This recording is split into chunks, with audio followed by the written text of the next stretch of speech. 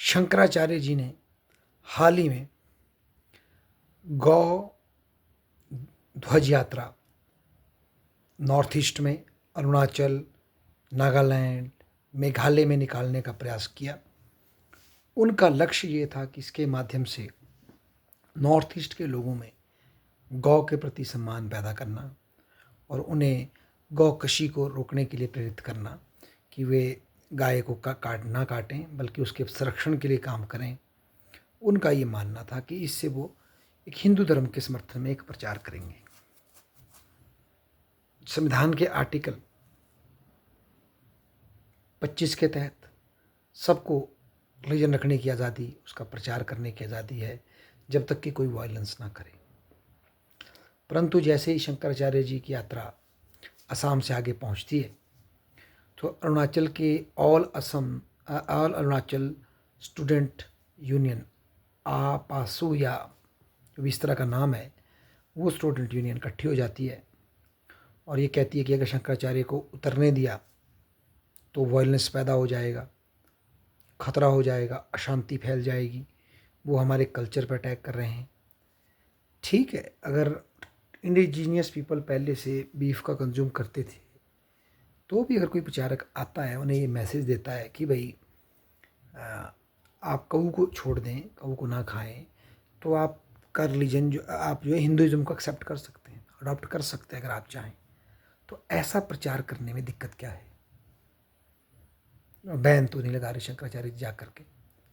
जिस तरह से बेरियल एल्विन की नीति को फॉलो करते हुए आज़ादी के बाद हमने नॉर्थ ईस्ट को बिल्कुल हिंदू साधु संतों से अलूफ रखा, पर उसी दौरान जो कॉलोनियल पीरियड से जो मिशनरी वहाँ गए थे उन्होंने नॉर्थ ईस्ट की पूरी डेमोग्राफी 100 साल में चेंज कर दी और मैक्सिमम लोग जो आज ट्राइबल और इंडिजीनियस का नारा लगा रहे हैं, असल में वो मैक्सिमम कन्वर्टेड हो चुके हैं क्रिश्चियनिटी में और क्रिश्चियन फेथ को वो एक्सेप्ट कर रहे हैं।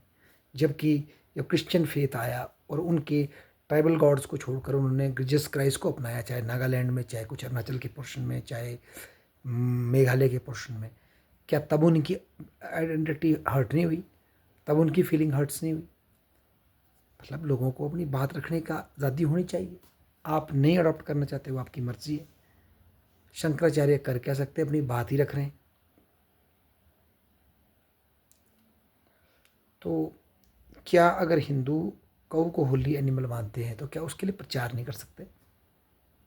हाँ, कोई नहीं मानना चाहता, वो उसकी मर्जी है। पर यह कहना कि इसके उतरने से ही हमारे समाज में, उनकी रैली के उतरने से ही हमारे समाज में शांति फैल जाएगी, हम पाँव नहीं रखने देंगे, आप यहाँ गाय की रक्षा की बात नहीं कर सकते, हम आपको देख लेंगे, या कुछ लोग आर्टिकल 71A की बात कर रहे थे, नागालैंड यूनिक कल्चर है, उसकी ऑटोनॉमी है। तो ऑटोनॉमी का मतलब क्या संविधान से ऊपर है? क्या वही संविधान हमें अपने विचार रखने की आज़ादी नहीं देता, प्रोपोगेट करने की आज़ादी नहीं देता? तो पूरे पंजाब में नॉर्थ ईस्ट कन्वर्जन हो रहा है खुलेआम, कौन रोक रहा है? फ्रीडम है लोगों की। तो एक आदमी सिर्फ ये बोलने आया है कि गौ को आप पवित्र माने तो ट्राइबल लोग जो है हिंदुत्व और ये हिंदू बन सकते हैं अगर चाहें तो, वो उसको आज़ादी नहीं।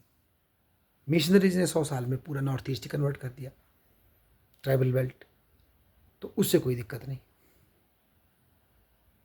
ये किस तरह के डबल स्टैंडर्ड्स हैं? और ये बेसिकली नॉर्थ ईस्ट में जो इंडिजीनियस राइट्स के नाम पर जो एक हेट्रेड है, जो एक कट्टरता है, उसको एक्सपोज करता है। शंकराचार्य जी की बात से कोई पर्सनल लेवल पे मैं इत्तेफाक रखता हूँ, स्वीकार ना करता हूँ, पर फिर भी उनको अपना बात रखने, एक रैली करके प्रचार करने, अगर शांतिपूर्ण तरीके से करते हैं, का अधिकार तो होना चाहिए। इसका मतलब है कि वो अपनी बात भी नहीं रख सकते। अगर वो बात अनपॉपुलर है तो आप उसके काउंटर रैली कीजिए, पर उनको आने भी नहीं देंगे तो कितनी बड़ी तानाशाही है ये, देखिए। धन्यवाद।